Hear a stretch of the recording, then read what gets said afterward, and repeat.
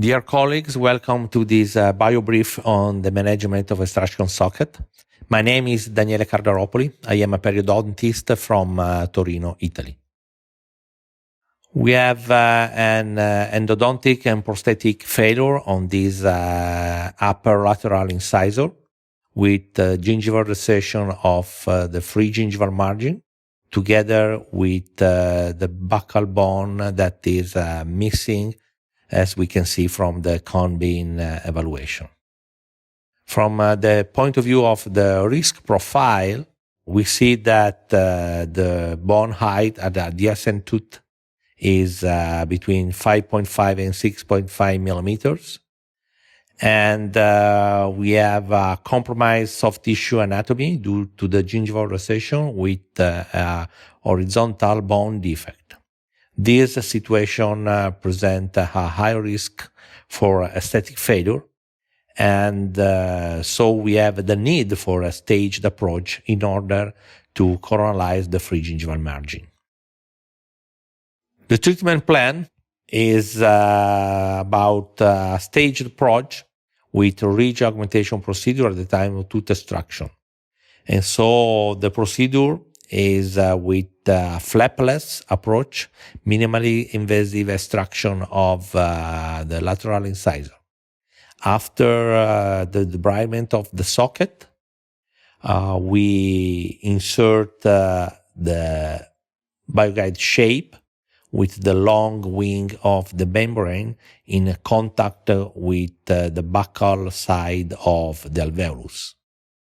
And after this, we start with the grafting of the socket using a bone graft. Specifically, we use gastric bios collagen that is biomaterial suitable for ridge preservation. As we can see in this image, we have the long wing of the bioguide membrane in contact with the buccal side of the socket.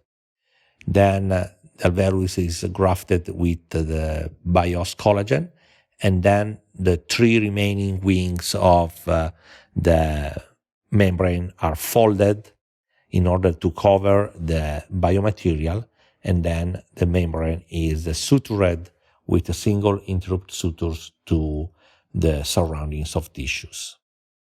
With this open healing approach, we have an increase in the width of the keratinized tissue, and at the same time, we have a coronalization of the free gingival margin.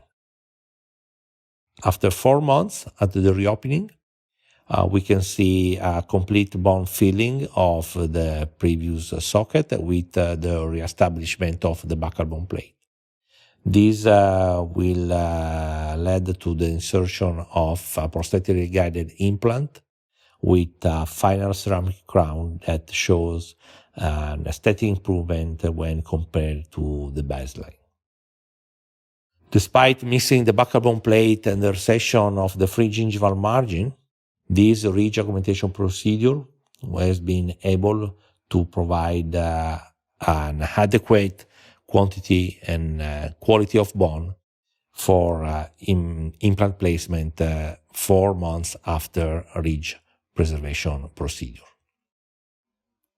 We have to point out that with this kind of surgical approach, we can achieve predictable outcomes in order to maintain long-term stability, both from the aesthetic and functional point of view. Thank you.